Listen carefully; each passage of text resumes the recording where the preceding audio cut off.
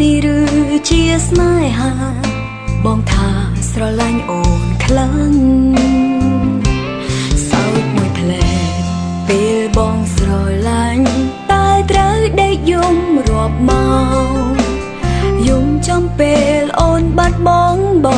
ពីទ្រូងដែលធ្លាប់កក់ក្ដៅបងខឹងបងស្អប់បងស្រឡាញ់បងជេរស្ដីអូនចង់តែពេលនេះបងក្បន់អូនកំពុងស្មោះទូ100សុំតបងនៅតែត្រូវក៏ចាក់ចែងបើបងទៅស្រឡាញ់គេតានាងនៅស្រឡាញ់អូនរួមដាច់ទៅបេះដូងនៅក្រៅទ្រូងពេលអូនបាត់បង់ស្នេហាបងចាក់ចេញមានតែយំខូចអារម្មណ៍បេះដូងទៅទេបាត់បង់គ្រប់បែបយ៉ាងនៅសល់ត្រឹមតែឈឺចាប់បំណងចំពោះអូន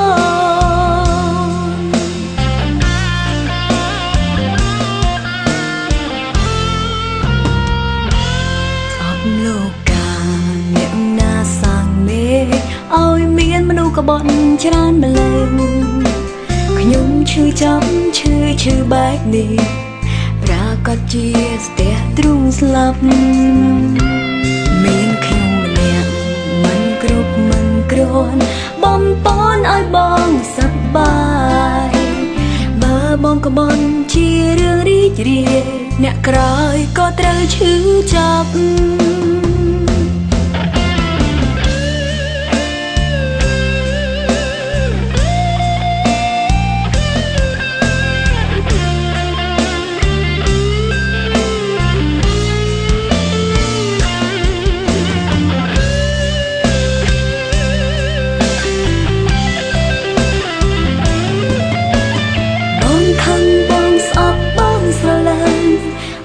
ជេរស្ដីអូនចង់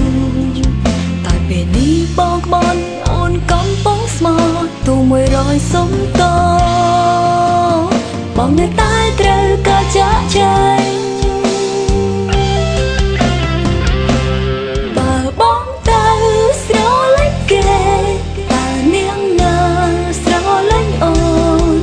រួមដាច់ទៅបេះដូងនៅក្រៅទ្រូងពេលអូនបាត់បង់ស្នេហាបងចាក់ចេញមានតែយំខូចអារម្មណ៍បេះដូងទៅទេបាត់បង់គ្រប់បែបយ៉ាងនៅសល់ត្រឹមតែឈឺចាប់